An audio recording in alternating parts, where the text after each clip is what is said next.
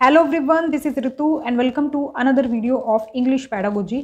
तो सीटेट के online exams के क्वेश्चन पेपर्स को हम सॉल्व कर रहे हैं और आज की इस क्लास में हम डिस्कस करेंगे 21 दिसंबर 2021 के पेपर 1 को। तो इसका इंग्लिश पैडागोजी वाला जो पार्ट है 15 मार्क्स का, उसको हम इसमें डिस्कस करेंगे। You can also follow me on social media, Facebook page है, insta ID and Telegram channel, link आपको डिस्क्रिप्शन में मिल जाएगा, तो वहाँ से आप डायरेक्ट ज्वाइन कर सकते हैं। तो आज की इस क्लास का पहला क्वेश्चन है, a teacher told a story to class 3rd students in English, then she asked students to retell the story in their mother tongue in groups she is promoting.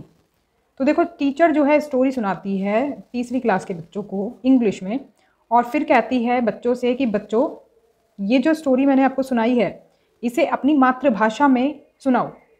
तो वो किसको प्रमोट कर रही है? यहाँ पर सही ऑप्शन की मैं बात करूँ तो ये हो जाएगा सेकंड ऑप्शन, मल्टीलिंगुअलिज्म। देखो, मल्टीलिंगुअलिज्म क्या होता है कि जहाँ पर एक से ज़्यादा भाषाएं जो है बोली जाती हैं। तो मल्टीलिंगुअलिज्म मतलब कि बच्चे जो है ना अपनी अपनी भाषा में कोई बात कहते हैं। तो यहाँ पर टीचर बोल रही है उनको स्टोरी सुनाने के लिए, जो उसने भी सुनाई है कि बच्चों से कि भाई अब अपनी अपनी भाषा में आप जो है स्टोरी सुनाओ। तो इससे किसको बढ़ावा मिल रहा है? मल्टीलिंगुअलिज्म को बढ़ावा मिल रहा है। बच्चे जब अपनी अपनी मातृभाषा में बोलेंगे तो कई तरह की लैंग्वेज जो है वो सुनने को मिलेंगी। तो सेकंड ऑप्शन यहाँ पर करेक्ट हो जाएगा। The language proficiency of a child can be developed by. देखो, जो परफेक्शन है लैंग्वेज में, मतलब लैंग्वेज पर जो उनकी पकड़ है वो कैसे एक तरह से हम डेवलप कर सकते हैं बच्चों में। तो यहाँ पर सही ऑप्शन हो जाएगा second, participating in real life situation based language task. हम उन बच्चों को कुछ ऐसे टास्क, ऐसे काम दे सकते हैं जो कि उनकी रियल लाइफ से कनेक्टेड हैं। रियल लाइफ में जो चीज़ें होती हैं उसमें पार्टिसिपेशन उनका ला सकते हैं और इस तरह के टास्क उनको दे सकते हैं जिससे कि उनकी जो लैंग्वेज है ना वो प्रमोट होगी। जैसे कि हम कह सकते हैं कुछ अपने आसपास की कोई घटना के लिए बारे में सुनाने के लिए कह सकते हैं। तो आपके आसपास जो मतलब कोई वेजिटेबल वेंडर है या फिर फ्लावर बेचने वाला जो इंसान है, वो जो है वो क्या फेस करता है, किस तरह से वो अपने सामान बेचता है, मतलब कुछ भी हम उनकी रियल लाइफ से कनेक्ट करके कोई भी चीज़ें हम उनसे क्या कर सकते हैं, पूछ सकते हैं, क्वेश्चंस कर सकते हैं। उसमें क्या होगा ना, फिर वो अपनी भाषा में उसको बताएंगे या फिर जो भाषा जो है हम सिखाना चाहते हैं, जो भी लैंग्वेज हम सिखाना चाहते हैं उनको, उस भाषा में ही हम उनसे क्वेश्चन कर सकते हैं और उनकी रियल लाइफ से कनेक्ट करके पूछ सकते हैं। तो उसमें बच्चे जो है ना कनेक्ट करते हुए चीज़ों को सीखेंगे, वो जो लैंग्वेज है वो सीख पाएंगे और उससे उनकी जो पकड़ है लैंग्वेज की वो बेहतर हो पाएगी। एग्जाम्पल भी आप ले सकते हैं, जैसे इंग्लिश आपको सिखाई जाती है तो इंग्लिश के लिए आपको बोला जाता है ना कि इस टॉपिक पर आप कुछ ना कुछ लिख करके लाएंगे, इस टॉपिक पर कुछ ना कुछ लिख करके लाएंगे। जैसे कि आपको बोला जाता है कि आज कौन सा फेस्टिवल है, इस पर आप लिखेंगे, इसके बारे में लिखेंगे, इसकी क्या इंपॉर्टेंस है, आपके घर में क्या क्या होता है, क्या क्या एक्टिविटीज़ आप करते हो जब आप ये फेस्टिवल सेलिब्रेट करते हो। तो इस तरह से रियल लाइफ सिचुएशंस को इंक्लूड करके जो लैंग्वेज है, जो भाषा है, उस पर पकड़ मजबूत की जाती है। सेकेंड ऑप्शन यहाँ पर करेक्ट हो जाएगा। The terms BICS and CALP were introduced by. तो किसने ये टर्म्स इंट्रोड्यूस करी थी? दोनों। यहाँ पर सही ऑप्शन हो जाएगा थर्ड, जिम कमिंस जो है, इन्होंने ये टर्म्स इंट्रोड्यूस करी थी, इनके बारे में बताया था। इनके बारे में देख लेते हैं। देखो, इनकी फुल फॉर्म अक्सर पूछी जाती है इस एग्ज़ाम में। तो CALP जो है इसकी फुल फॉर्म होगी कॉग्निटिवली एडवांस्ड लैंग्वेज प्रोफिशिएंसी। तो इसकी फुल फॉर्म ध्यान रखेंगे। It refers to the idea of developing second language skills that are essential for academic learning। एक तरह से ये वो आइडिया जो है डेवलप करती है सेकेंड लैंग्वेज स्किल का, जो कि ज़रूरी होती है एकेडमिक लर्निंग के लिए। तो BICS का जो फुल फॉर्म है वो होती है basic interpersonal communication skills. These language skills are needed in social situations. ये जो हमारी स्किल्स होती हैं बेसिक इंटरपर्सनल कम्युनिकेशन स्किल्स, ये हमारी सोशल सिचुएशन में काम आती हैं। तो यहाँ पर ये चीज़ें ध्यान रखेंगे। इनकी कभी कभी फुल फॉर्म भी पूछी जाती है। नेक्स्ट पेपर जो हम डिस्कस करेंगे उसमें आपकी फुल फॉर्म पूछी गई है, ध्यान रखेंगे। Which of the following statement is correct and which of the statement is incorrect. Correct और इनकरेक्ट दोनों ही आपको बतानी है, क्योंकि यहाँ पर दो स्टेटमेंट्स आपकी गिवन हैं। तो यहाँ पर सही ऑप्शन देख लेते हैं। फोर्थ ऑप्शन यहाँ पर हो जाएगा करेक्ट, पहला सही है, दूसरा गलत है। यहाँ पर देखो, पहली क्या है statement, every language has its grammar. तो ये बात बिल्कुल सही है। जो भी लैंग्वेज आप पढ़ते हैं उसकी अपनी ग्रामर होती है। हिंदी आप पढ़ते हो तो हिंदी में देखो जो स्वर है, वर्णमाला है, या फिर जो ग्रामर है उसके रूल्स आपको अलग मिलेंगे। जो इंग्लिश है, इंग्लिश में ग्रामर जो है उसके रूल्स अलग हैं, प्रीपोजिशन वगैरह, कंजक्शन वगैरह सारी चीज़ें जो है डिफरेंट ही होगी। तो सब जो चीज़ें हैं ना, ये ग्रामर जो होती है किसी भी लैंग्वेज की, वो अपनी अलग लैंग्वेज मतलब अपनी ग्रामर उनकी होती है। अब दूसरी जो स्टेटमेंट है वो दी गई, every language has its script. Script मतलब क्या है? लिपि, जो हिंदी में कहते हैं। तो लिपि नहीं होती है हर लैंग्वेज की। जो लैंग्वेज होती है वो किसी भी लिपि में लिखी जा सकती है। तो इसलिए ये स्टेटमेंट गलत है, क्योंकि हर लैंग्वेज की अपनी एक लिपि पर्टिकुलर नहीं होती। The script is not a part of language component. The script is related to the written part of the language. Every language can be written in many scripts. तो कोई भी जो लैंग्वेज है वो कितनी भी लिपियों में लिखी जा सकती है, स्क्रिप्ट्स में लिखी जा सकती है। As well as Hindi language is written in Devanagari script. तो देखो हिंदी जो है ना वो देवनागरी लिपि में लिखी जाती है, देवनागरी स्क्रिप्ट में लिखी जाती है। हम ये कह सकते हैं कि भाई कोई ना कोई लैंग्वेज किसी न किसी लिपि में लिखी जाती है, बट हम ये नहीं कह सकते कि सिर्फ उसी लिपि में वो लिखी जाएगी, उसी स्क्रिप्ट में लिखी जाएगी। वो बाकी स्क्रिप्ट्स में भी लिखी जा सकती है। ऐसा कोई पर्टिकुलर स्क्रिप्ट, कोई बाउंडेशन नहीं है। लैंग्वेज इज रिलेटेड टू, तो लैंग्वेज किससे रिलेटेड है? यहाँ पर सही ऑप्शन हो जाएगा सेकेंड, कल्चर ऑफ सोसाइटी। देखो जो हमारी लैंग्वेज होती है वो हमारे कल्चर पर डिपेंड करती है। जैसा कल्चर होगा उसी हिसाब से लैंग्वेज होती है। आप देखोगे जहाँ पर आपको जो अलग अलग कल्चर आप देखते हो जहाँ पर, वहाँ पर लैंग्वेज भी आपको अलग अलग मिलती है। तो कल्चर से कनेक्टेड होती है लैंग्वेज हमारी। यहाँ पर सेकेंड ऑप्शन करेक्ट हो जाएगा। Language is related to the culture of society, as language is the road map of a culture. It tells you where its people came from and where they are going. तो ये बताता है कि जो एक तरह से ये बताता है कि जो लोग हैं वो कहाँ से आए हैं। अभी देखो हम अपने ही देश का अगर इतिहास उठा करके देखें तो इतिहास में कितने लोग जो हैं बाहर के देशों से आए, यहाँ पर बस गए आकर के। तो अब हम देखो उनको अगर देखें तो हमें पहचानने में आ जाएंगे, वो जो भाषा बोलते होंगे उसके आधार पर हम कह सकते हैं कि भाई देखो ये चाइना से आया था, और ये जो है ये अमेरिका से आया था, ये इंग्लिश बोलता है। तो मतलब इस तरह से क्या है, अब भी कोई बाहर से आ जाता है, किसी और कंट्री से आ जाता है, तो उससे पता चलता है हमें कि ये कहाँ से आया है या फिर कहाँ जा रहे हैं। तो इस तरह से जो लैंग्वेज है वो रिलेटेड होती है कल्चर से, culture of the society. Learning to speak in second language does not involve. Second language अगर हम सीखते हैं, सेकेंड लैंग्वेज में बोलना सीखते हैं अगर, तो इसमें क्या शामिल नहीं होता है? तो यहाँ पर सही ऑप्शन हो जाएगा fourth option, culturally bound speaking events. तो फोर्थ ऑप्शन इसमें एक तरह से हम कह सकते हैं स्टेटमेंट शामिल नहीं है। To learn a second language one should not necessarily belong to a specific culture. अब इसमें क्या दिया गया है, जब कोई लैंग्वेज हम सीखते हैं, सेकेंड लैंग्वेज मान लो सीख रहे हैं, आपकी मान लो हिंदी है लैंग्वेज और सेकेंड लैंग्वेज आपको सीखनी है, तो इसमें ऐसा नहीं है कि आपको मतलब हिंदी बैकग्राउंड आपका होना चाहिए, आपको इसी कल्चर का होना चाहिए। ऐसा ज़रूरी नहीं है कि आप इंडिया के नॉर्थ वाले पार्ट से आए हैं तो वहाँ से ही आप इंग्लिश सीख सकते हैं, मतलब या फिर कोई भी सेकंड लैंग्वेज आप सीखना चाहते हैं तो वहाँ से अगर आए हैं तो वही सीख सकते हैं। अब देखो पूरी कंट्री में अलग अलग लैंग्वेजेस बोली जाती हैं। अब ऐसा तो नहीं है ना किसी एक पर्टिकुलर एरिया के लिए हम कहें कि भाई यही इंग्लिश सीख सकता है, दूसरे नहीं सीख सकते। तो ये मैटर नहीं करता, उनका कल्चरल बैकग्राउंड क्या है, वो सेकंड लैंग्वेज सीख सकते हैं, चाहे वो कोई भी लैंग्वेज सीखना चाहते हों। आप यहाँ पर रहते हैं इंडिया में, आप चाहें तो जापानीज़ सीख सकते हैं, आप चाइनीज़ सीख सकते हैं, तो आप कोई भी लैंग्वेज सीख सकते हैं। तो ज़रूरी नहीं कि उसके लिए आपको चाइना जाकर ही बसना पड़ेगा चाइना की लैंग्वेज सीखने के लिए। फिर जापान की सीखते हैं तो जापान ही जाकर के आपको बसना पड़ेगा, या फिर आप यहाँ के कल्चर से बिलोंग करते हैं, हिंदी भाषी हैं, तो आप वो लैंग्वेजेस नहीं सीख सकते। तो एक तरह से बाउंड नहीं करता कल्चर आपको सेकेंड लैंग्वेज सीखने से। तो यहाँ पर दो living is in culture helps to learn the language of that culture, but we should also remember that not every language speaker belongs to the culture he speaks the language of. अब मान लो यहाँ पर India में रहने वाले लोगों को English आती है, कुछ लोगों को, अब ऐसा ज़रूरी तो नहीं सभी लोग अमेरिका होकर के आए हैं या वहीं से बिलोंग करते हैं, तो ये ज़रूरी नहीं है कि कोई जो लैंग्वेज बोलता है वो उसी कल्चर से बिलोंग करता हो। सेकेंड लैंग्वेज के बारे में ये बात की जा रही है, ध्यान रखिए, ये मदर टंग की बात नहीं हो रही है। डिस्प्रेक्सिया इज रिलेटेड विद, यहाँ पर सही ऑप्शन हो जाएगा second, poor motor skills. Poor motor skills का मतलब क्या है, जो उसके मोटर स्किल्स की मैं बात करूँ तो मोटर स्किल्स होते हैं जो हमारे फिजिकल मूवमेंट्स होते हैं, जैसे हम हाथ पैर चलाना वगैरह जो होते हैं, हमारे बॉडी के जो मूवमेंट्स होते हैं उनको ही हम कहते हैं motor skills. Poor motor skills होना मतलब कि किसी में वो एबिलिटी ना होना, जैसे नॉर्मल इंसान मूवमेंट कर पाता है, भाई हम अपने हाथ पैर चला सकते हैं ईजिली, कोई प्रॉब्लम नहीं है हमें, लेकिन अगर किसी को इसमें डिफ़िकल्टी आती है तो उसको हम कहते हैं पुअर मोटर स्किल्स। तो डिस्प्रेक्सिया इससे रिलेटेड है। मोटर स्किल्स जो हैं दो भागों में हम बांटते हैं, एक तो होता है ग्रोस मोटर स्किल्स और एक होता है fine motor skills. Motor skills जैसा कि मैंने आपको बताया फिजिकल मूवमेंट से रिलेटेड है।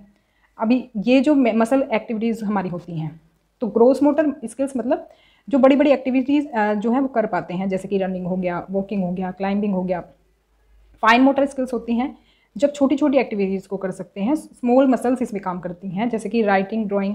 अब ये हम हाथ से लिखते हैं, ड्राइंग हाथ से करते हैं, हाथ से ही लिखते हैं, ये फाइन मोटर स्किल्स में आते हैं, छोटे जो मूवमेंट्स होते हैं हमारे स्मॉल मसल मूवमेंट्स। तो यहाँ पर दो तरह के होते हैं। अभी जो डिस्प्लेक्सिया है ना, dyspraxia is a motor skills disorder that is caused due to low birth weight and premature birth. जैसे कोई टाइम से पहले ही बर्थ जिसका हो जाता है, मान लो 9 महीने का टाइम पीरियड होता है, पूरा जो बच्चा जो है वो डेवलप होने का जो टाइम है वो पूरा 9 महीने का होता है। अब वो बच्चा मान लो पहले ही उसका जन्म हो गया, प्रीमेच्योर बर्थ हो गया, वो 7 महीने में ही उसका जन्म हो गया, तो भी जो 9 महीने में वो प्रोसेस होना था, उस बच्चे का डेवलपमेंट होना था, वो नहीं हो पाया। ना उसका वेट उतना हुआ जितना नॉर्मल बच्चे का बॉडी वेट होता है, और ना ही उसके जो बाकी के मोटर स्किल्स हैं वो डेवलप भी नहीं हो पाए। उसके कारण ये होता है, उसका मेन रीज़न यही बताया गया है। It may be caused due to a family history of dyspraxia. अगर मान लो फैमिली में किसी को पहले हुआ है ये चीज़, तो भी ये होने की पॉसिबिलिटी है। A text is divided into two parts. One learner reads the half and her partner takes dictation. Then the process is reversed. This is called. कोई भी टेक्स्ट है, कोई कंटेंट है हमारे पास, उसको दो भागों में बांट दिया। पहला तो लर्नर जो है रीड करता है और उसका जो पार्टनर होगा, मतलब दो होंगे पार्टनर इसमें, और एक उसमें से हाफ पार्ट को पढ़ेगा और दूसरा जो उसका पार्टनर है वो उसकी डिक्टेशन लेगा। डिक्टेशन आप जानते होंगे, जो हम सुन करके लिखते हैं। मान लो जैसे टीचर बोलता रहता है ना और बच्चे लिखते रहते हैं, उसको बोलते हैं डिक्टेशन। तो एक तो पार्ट लर्नर जो है पढ़ेगा और एक पार्ट जो हाफ बचा उसकी डिक्टेशन लेगा उसका जो पार्टनर है। तो फिर क्या होगा, फिर दोबारा जब ये प्रोसेस होगा तो ये रिवर्स हो जाएगा। अब जो वाला पार्ट वो पढ़ रहा था वो वाली की डिक्टेशन होगी और फिर जो डिक्टेशन ली गई उसको वो पढ़ेगा। तो ऐसे रिवर्स हो गए ये किया जाएगा। ये क्या कहलाता है, ये कहलाता है पार्शियल डिक्टेशन। थर्ड ऑप्शन इसमें करेक्ट हो जाएगा। तो ऐसा डिक्टेशन जिसमें कि टेक्स्ट को हमने दो भागों में बांट दिया, एक भाग लर्नर पढ़ रहा है, दूसरे की उसकी डिक्टेशन बोली जा रही है, फिर उसको रिवर्स कर देंगे, जो पढ़ा गया था उसकी डिक्टेशन होगी और जो डिक्टेशन हुई थी उसको वो पढ़ेगा। ये प्रोसेस पार्शियल डिक्टेशन में आता है, ध्यान रखेंगे। अब multilingual classroom demands that. Multilingual के बारे में बहुत बार डिस्कस कर चुके हैं।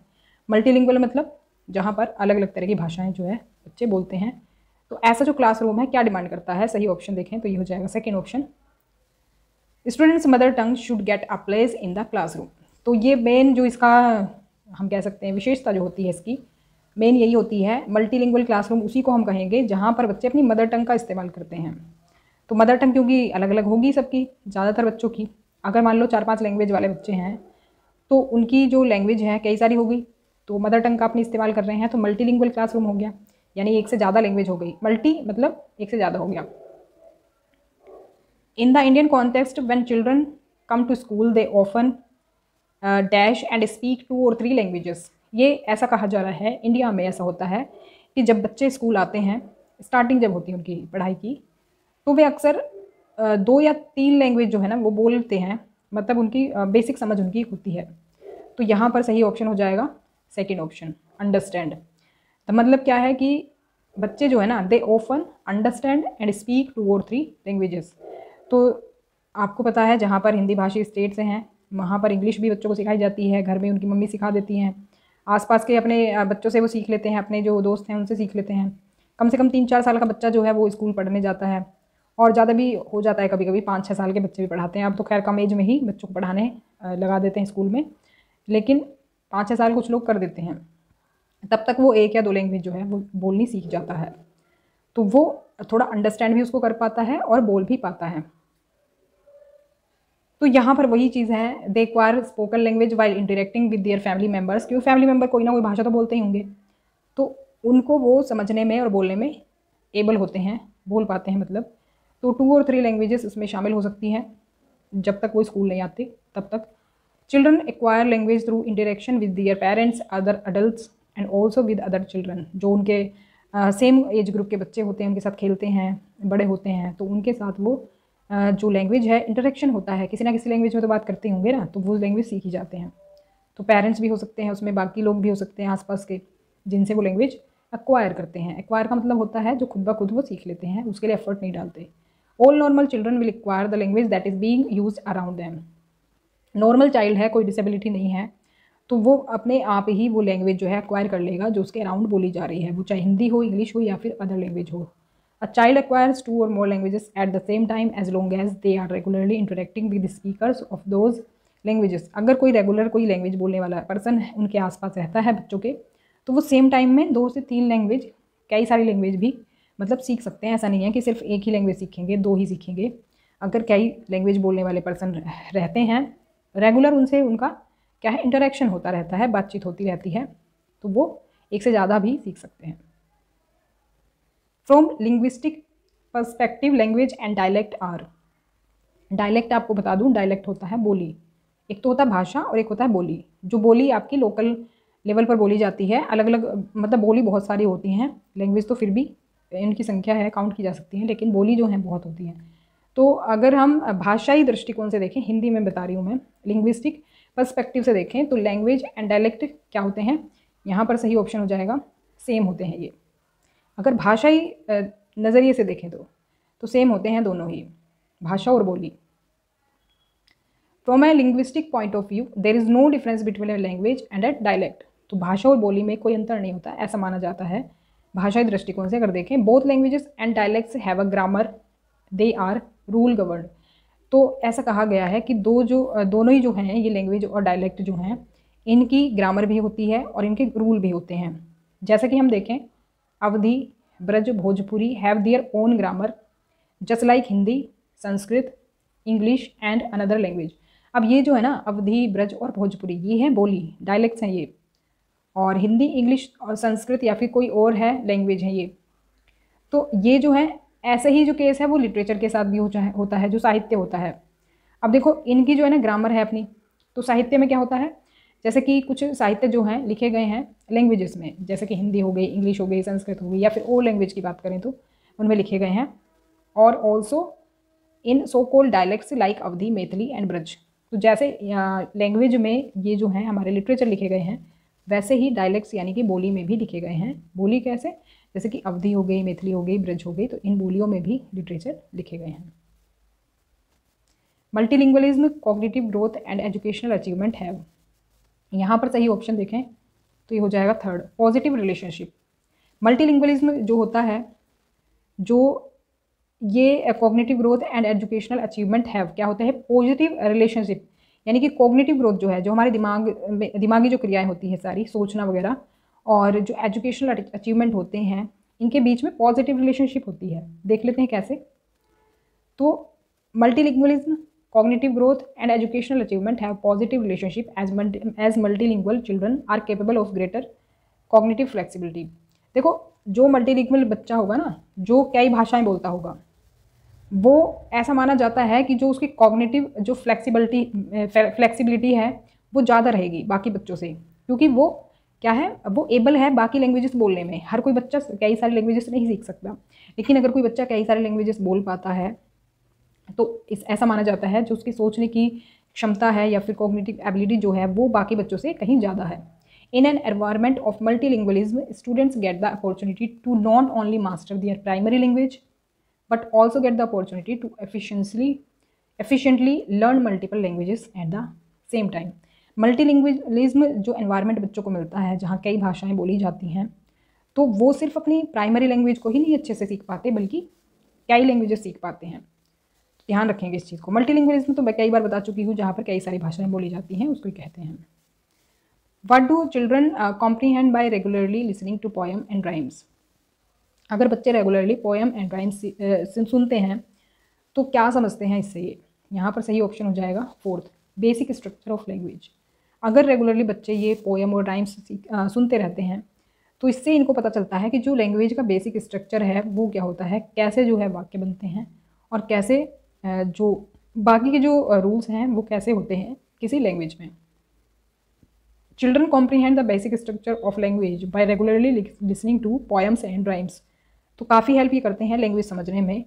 The main aim of teaching a poem is to make students aware of its rhythm which helps the students to distinguish between the same and different initial sounds. जब regular बच्चे poem वगैरह सुनते हैं और rhythm के बारे में aware हो पाते हैं इसके, तो फिर वो अंतर करना सीख जाते हैं बच्चे कि जो सेम साउंड है और जो डिफरेंट साउंड है उनके बीच में वो अंतर करना सीख जाते हैं। एक तरह से जो लैंग्वेज की जो समझ है वो बन जाती है, उनकी बेसिक स्ट्रक्चर के बारे में अवेयर वो हो जाते हैं। As per 3 language formula the first language taught at school should be the.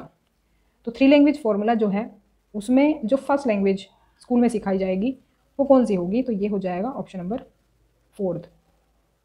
मतलब ये 3 लैंग्वेज फॉर्मूला पहले से ही है।